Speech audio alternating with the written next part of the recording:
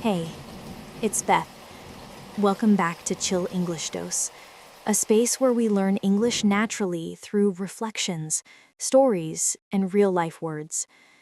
Tonight, let's talk about uncertainty, the kind that makes your chest feel tight, your mind restless, your hands wanting to fix things that can't be fixed yet. We live in a world that celebrates answers, speed, and clarity. But what if not knowing could also be an art?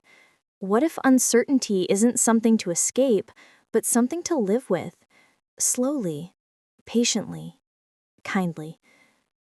A few nights ago, I found myself staring at a blank page. I was supposed to write something meaningful, a reflection, a thought, but nothing came out. The more I tried to force an idea, the quieter my mind became. At first, I felt frustrated.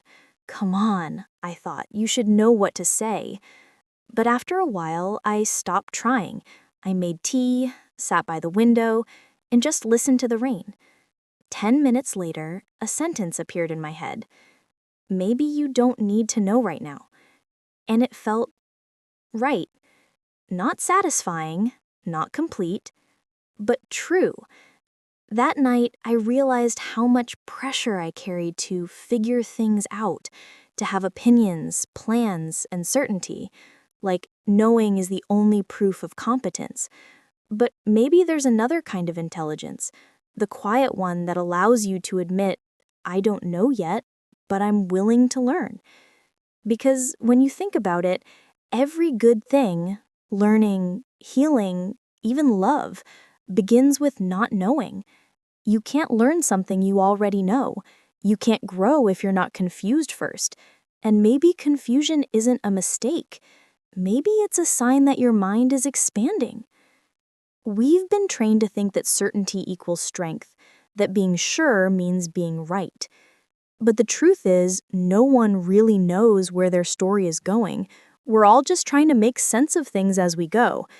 And there's something freeing about that. Because once you accept not knowing, life starts to feel a little lighter, less about control, more about discovery. I remember when I first learned a new language, I was terrified of speaking, afraid of saying the wrong thing. But the more I allowed myself to sound silly, the faster I learned. Because not knowing wasn't the problem. Resisting it was. Maybe that's what the art of not knowing is. Trusting the process enough to stay curious. But tonight, a few words came to mind, the kind that remind me that uncertainty isn't an enemy, but a teacher. The first is uncertainty. Its basic meaning is the state of not being sure. But uncertainty also means possibility, a space where something new can still happen. The next one is curiosity. It means a strong desire to learn or know something. Curiosity keeps you moving when certainty would have stopped you. It's how life stays interesting. Then there's patience. It means the ability to wait calmly. Patience is what makes not knowing bearable. It teaches you to stay instead of run. And the last one for tonight is humility. It means the quality of accepting that you are not perfect or all-knowing. Humility isn't weakness, it's wisdom, the kind that helps you keep learning even when life doesn't make sense yet. Not knowing isn't failure. It's just a pause before understanding. And in that pause, something beautiful happens. Your mind softens, your heart opens, and you begin to listen again. So maybe next time you feel lost, you don't need to rush for clarity. You just need to say softly, I don't know yet. There's something strange about uncertainty. We try so hard to avoid it, to push it away, to fill every quiet space with answers. But the more we run from it, the heavier it feels. And somehow, when we finally stop trying to control everything, that heaviness softens. Not because the problem disappears, but because we stop fighting the part of life that simply hasn't unfolded yet. Over the years, I realized that not knowing isn't a gap to be fixed. It's a season to be lived. And every season, even the confusing ones, has its own kind of wisdom. Sometimes you only understand something after you've experienced it enough times. Other times, clarity arrives quietly, through a conversation, a moment of rest, or even a mistake. Confusion isn't a failure of thinking, it's the beginning of it. It means you're seeing something new, something different, something that doesn't fit your old map of the world. And instead of forcing yourself to figure it out, maybe you can take a breath and let your mind expand naturally. I think we underestimate how much pressure certainty creates. When you always feel like you have to know what to do, who to be, where to go, life becomes a performance. You start choosing answers that sound right instead of ones that feel true. You give explanations you don't believe in yet. You pretend you have clarity because uncertainty feels embarrassing. But what if not knowing is a sign of honesty? What if it shows that you're paying attention, that you're refusing to settle for the first easy answer?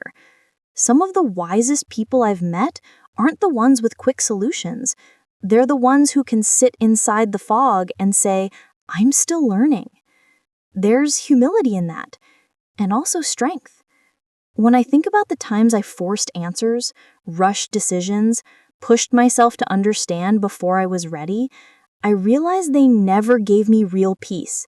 They just gave me a temporary illusion of certainty, and illusions don't last.